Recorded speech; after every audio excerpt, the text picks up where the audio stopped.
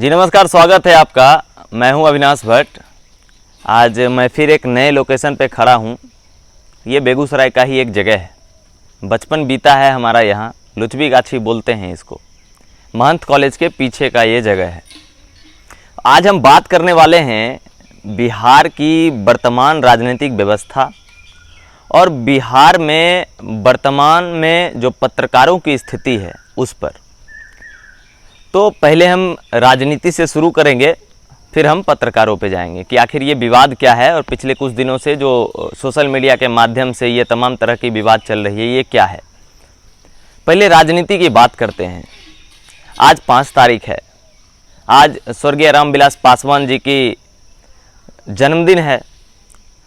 तो हुआ यूं कि जब रामविलास पासवान जी का निधन हुआ और उनके पार्टी का जिस तरीके से बिखराव हुआ, पशुपति पारस जी जिस तरीके से चिराग पासवान जी के साथ अलग हो गए, उनसे अलग हो गए, उनका एक अलग खेमा बन गया। जितने सांसद थे वो अलग चले गए और इनको अलग छोड़ दिया गया। ये हिम्मत जुटाकर फिर कह रहे हैं कि मैं एलजेपी के साथ हूँ, और पशुपति पारस कह रहे हैं कि उनके साथ जो सांसद हैं और उनके पास एक बहुमत है पार्टी के नेताओं का, तो असल मायने में उनका मानना है कि पार्टी के राष्ट्रीय अध्यक्ष पशुपति पारस हैं और एक तरफ चिराग पासवान पार्टी के राष्ट्रीय अध्यक्ष होने का दावा करते हैं। आज इन्हीं दोनों के बीच का मुद्दा निकलकर जब सामने आया तो कहा जा रहा है कि दोनों अलग अलग तरीके से स्वर्गीय रामविलास पासवान जी की जन्मदिन को मना रहे हैं। पशुपति पारस जी के खेमे के जितने भी नेता हैं जो एलजेपी से जुड़े हुए हैं, सब उनके साथ हैं, और दूसरी तरफ चिराग पासवान जी के खेमे के जो भी कार्यकर्ता हैं सब उनके साथ हैं। तो पहली बात सोचने वाली ये है कि जब पशुपति पारस इतने पुराने नेता रह चुके हैं, उन्होंने एलजेपी क्यों छोड़ी। शायद दुर्भाग्य है हमारे बिहार का और दुर्भाग्य है हमारे देश का कि यहाँ राजनीति को जो है अवसर के रूप में इस्तेमाल किया जाता है। आप इस चीज़ को समझिए कि राजनीति को कोई व्यक्ति किस तरीके से अवसर के रूप में इस्तेमाल कर सकता है। एक छोटा सा उदाहरण लेते हैं कि जब कोई विधायक एक सामान्य क्षेत्र से उठकर विधायक बनता है, वही विधायक जब सांसद बनता है और जब उसको कोई संवैधानिक पद, जैसे कि अगर वो उसको किसी मंत्री नहीं बनाया जाता है कभी, या कोई पदभार वैसा नहीं सौंपा जाता है, तो वो ये सोचते हैं कि उनका जनप्रतिनिधि बनना व्यर्थ हो गया है। पर क्या ऐसा है क्या एक विधायक विपक्ष में रहकर अपनी विपक्ष की भागीदारी नहीं निभा सकता? क्या विधायक बनते ही, सांसद बनते ही उनके मन में जो ये मंत्री बनने का लोभ आता है, क्या ये जायज़ है? क्या लोग अवसर देखकर पार्टियां बदल लेते हैं, इधर से उधर चले जाते हैं, ये जायज़ है क्या? सबसे बड़ी बात क्या है कि उन नेताओं को हर एक मापदंड से सोचना चाहिए। उनको ये सोचना चाहिए कि वो जिस क्षेत्र से आते हैं, जो लोग उनको वोट दिए हैं, जिन लोगों ने उन्हें जिताया है, क्या उनकी भावनाएं हैं, उनके बीच का कोई मुद्दा है, वो चाहते क्या हैं, उन्होंने किस वजह से इनको जिताया, इन्होंने क्या क्या वादे किए थे अपने क्षेत्रों में। इन तमाम तरह के मुद्दे जब सामने आते हैं, इन नेताओं को इससे कोई भी मतलब या सरोकार नहीं रह जाता है। तो सोचने वाली बात यह है कि जब ये अवसरवादिता वाली राजनीति आज प्रगाढ़ ले रही है हमारे हिंदुस्तान में, एक छोटा सा छोटा नेता और एक बड़े से बड़े सांसद जब एक पद पाने के लिए अपनी आइडियोलॉजी भूल जाते हैं, अपनी जनता का प्यार भूल जाते हैं, अपनी जनता का वोट भूल जाते हैं, तब ये सारे लोग किस स्तर की राजनीति करते हैं। किसी ने अच्छा ही कहा था कि राजनीति जो है, वर्तमान राजनीति जो है हिंदुस्तान की या बिहार की, वो बहुत ही निचले स्तर पर चली गई है। निचले स्तर पे आप यूं कह लीजिए कि पहले राजनीति में लोग एक दूसरे की आलोचना करते थे, लोग एक दूसरे की सरकार की नीतियों के खिलाफ बोलते थे, पर आज ये बिल्कुल विपरीत है। क्योंकि आज के राजनीतिक परिप्रेक्ष्य में किसी को भी विपक्ष की बातें सहने की क्षमता नहीं है, तो लोग अपना विपक्ष देखना ही नहीं चाहते हैं। वो बस ये चाहते हैं कि अगर वो राजनीति में आए हैं और अगर उनको थोड़ी बहुत भी सफलता मिली है तो उस सफलता का वो भरपूर इस्तेमाल कर सकें और वैसे लोगों के साथ राजनीति में सक्रिय हो सकें जिनके साथ जुड़कर कुछ पैसे कमाए जाएं। उन्हें जन सरोकार से कोई मतलब नहीं है। सबसे बड़ी चीज़ क्या है कि जनता को इस बात को लेकर सोचना पड़ेगा कि वो किस तरीके प्रतिनिधित्व को चुन रहे हैं।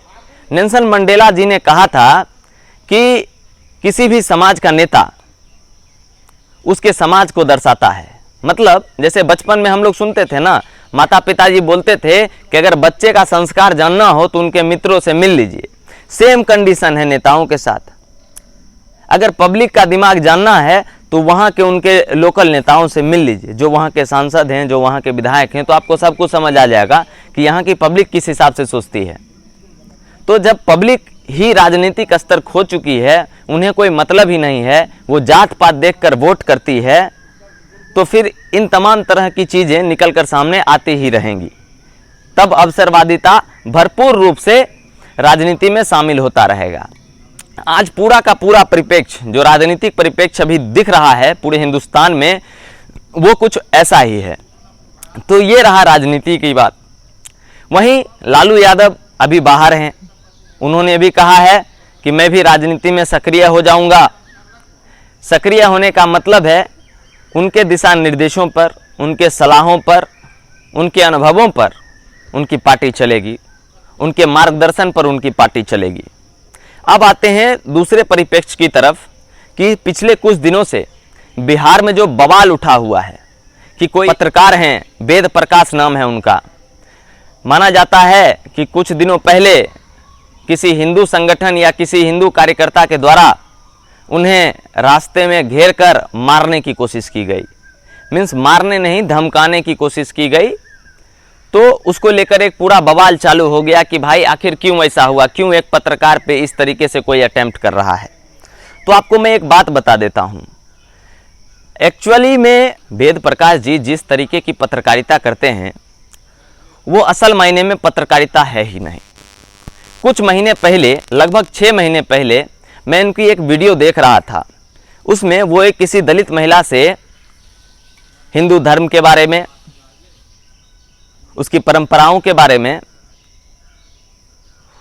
अपने सामने जनता से, उस महिला से ये पूछ रहे थे वो कि किस तरह का माहौल है और क्या उनकी राय है। और आप अगर उनका सोशल मीडिया प्लेटफॉर्म उठाकर देख लीजिए तो बहुत विचित्र विचित्र तरह का चीज़ आपको देखने को मिलेगा।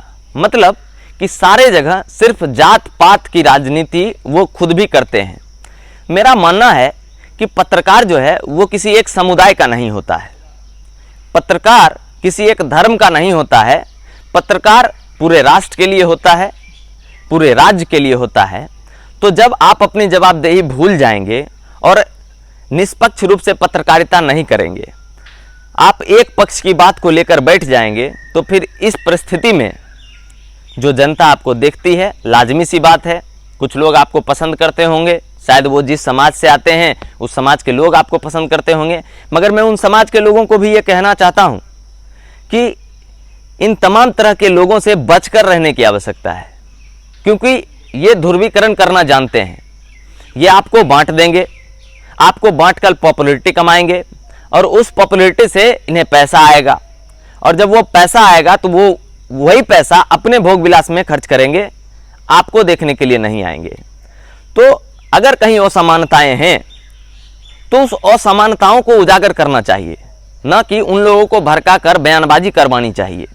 और वेद प्रकाश जी की सबसे बड़ी भूल यही है, उन्होंने जब भी माइक उठाया तब उन्हीं लोगों से जाकर वैसे ही सवाल पूछे जिससे समाज में ध्रुवीकरण स्थापित हो सके।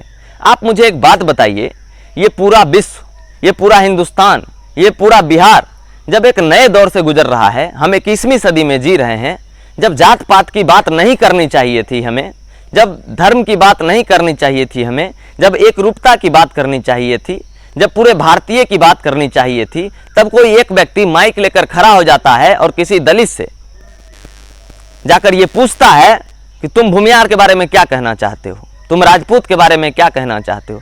देखिए, जो सामाजिक प्रक्रिया है, जो सामाजिक वर्ण व्यवस्था है, मैं उसको नहीं मानता। क्यों मानूं मैं उसको? आज 21वीं सदी है, सभी लोग एक समान हैं, सबको एक अधिकार है। तो फिर आप इस तरीके से जब ध्रुवीकरण करेंगे और कोई व्यक्ति समाज से निकल कर आएगा और आपको धमकाएगा या ये कहेगा कि आप ऐसा मत करिए, तो फिर आप उसको एक नए प्रोपेगेंडा की तरह उछालेंगे सोशल मीडिया के माध्यम से और अपना चेहरा चमकाएंगे, तो ये सही चीज़ नहीं है। और पत्रकारिता की ही बात अगर हम करते हैं तो आप थोड़ा आगे देखिए। ये तो एक क्षेत्रीय पत्रकार की मैं बात बता रहा था, जो एक क्षेत्रीय पत्रकार है। अरे 1 लाख 2 लाख 5 लाख फॉलोवर होंगे, मगर इसका मतलब ये तो नहीं है ना कि आप अपने आप को किसी व्यक्तिगत समाज से जोड़कर कहिएगा कि मैं इसी समाज का नेता हूं या मैं इसी समाज का पत्रकार हूं और मैं इसी समाज का ही सिर्फ न्यूज़ चलाऊंगा। तब तो आप पत्रकार रहे ही नहीं, आप तो सोशल एक्टिविस्ट भी नहीं रहे, आप किसी कर्म के नहीं रहे। अगर आप में ईमानदारी है और आप कुछ अच्छा करना चाहते हैं तो समरूपता की बात करिए, एकजुटता की बात करिए, सबकी बात करिए, सबकी भलाई की बात करिए, तभी आपको एक अच्छे पत्रकार के रूप में मैं मानूंगा। मैंने तभी 7 महीने पहले मैंने वेद प्रकाश जी को मैसेज भी किया था कि वेद प्रकाश जी आप ये बताइए कि आप एक सोशल एक्टिविस्ट हैं या आप एक पत्रकार हैं। तो उन्होंने मुझे जवाब दिया था कि मैं दोनों हूं। तो मुझे समझ नहीं आया। मैंने बोला कि अगर आप दोनों हैं तो कृपया ये जातिवाद करना बंद कर दीजिए, क्योंकि ये आपको शोभा नहीं देता है। कहीं ना कहीं मुझे ऐसा लगता है कि आप थोड़े बहुत पढ़े लिखे हैं। अगर आप पढ़े लिखे हैं तो उसका सदुपयोग करिए, समाज को सुधारने का काम करिए, ना कि उसमें छेद करने का। पर ये अलग ही तरह के व्यक्तित्व हैं, इनको ये तमाम चीज़ें समझ में नहीं आती है, फिर भी ये लगातार उसी मुद्दे को लेकर लगे रहे, समाज को ध्रुवीकरण करते रहे, बांटते रहे, जात पात में बांटते रहे। इनका सीधा मानना है कि जो हैं बाबा भीमराव अंबेडकर हैं। माना मैं, अंबेडकर जी ने हमारे देश को बहुत अमूल्य चीज़ दिया, संविधान, जिसकी वजह से मैं कैमरा चलाकर उसके आगे माइक लगाकर खड़ा हूं और ये बोल रहा हूं कि आपने गलत किया है। ये भी उन्हीं की नीति है। यह हर एक जनता विपक्ष है जो सरकार का विरोध कर सकती है। तो मैं भी सबसे पहले अपने आप को एक जनता मानता हूं, उसके बाद ही मैं अपने आप को सोशल एक्टिविस्ट कहूँगा। तो ये तमाम तरह की परिस्थितियां जो घिरी हुई हैं बिहार में, ऐसा नहीं होना चाहिए था। अगर किसी भाई ने, अगर किसी व्यक्ति ने, अगर किसी सामुदायिक लोग ने उन पर हमला किया है, मैं उसकी भी कड़ी निंदा करता हूं। आपको ऐसा नहीं करना चाहिए था। और भी माध्यम है लोगों को समझाने का।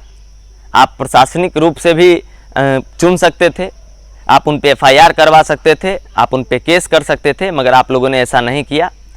तो इतना जो एग्रेसिव हो जाते हैं लोग आज के डेट में, ये एग्रेसिवनेस सही नहीं है।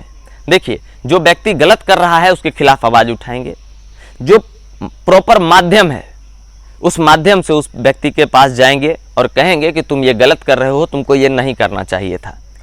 मगर वेद प्रकाश जी जैसे जितने भी पत्रकार हैं, मैं उन्हें एक ही बात कहना चाहूँगा कि आप समाज का ध्रुवीकरण करना बंद कर दीजिए, क्योंकि जनता जो है, जो लोग समाज में रह रहे हैं, उनको ये सब कुछ समझ आता है। तो ऐसा ना करें तो बेहतर होगा। और वर्तमान राजनीतिक परिप्रेक्ष्य के बारे में जो मैं बात करता, ये पत्रकार की बात थी। पत्रकार की बातों को आप कितना भी आगे बढ़ाइए तो आगे कहाँ तक बढ़ाइएगा। ये सोशल मीडिया तक के पत्रकारों की ये बात थी। मैंने पहले भी कहा है कि ऐसा नहीं है कि अभी जो सोशल मीडिया पे पत्रकार हैं वो सब के सब बहुत शरीफ हैं या बहुत ईमानदार हैं।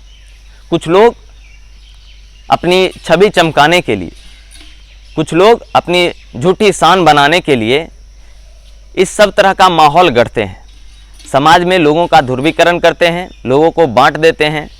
मैंने कई वीडियोज़ ऐसे देखे जहाँ पर किसी दलित से ये पूछा जा रहा है कि शंकर भगवान में भरोसा करते हैं, बोला नहीं हमको क्या मतलब है शंकर भगवान से। तो दुर्गा जी पर भरोसा करते हैं, नहीं हमको क्या मतलब है।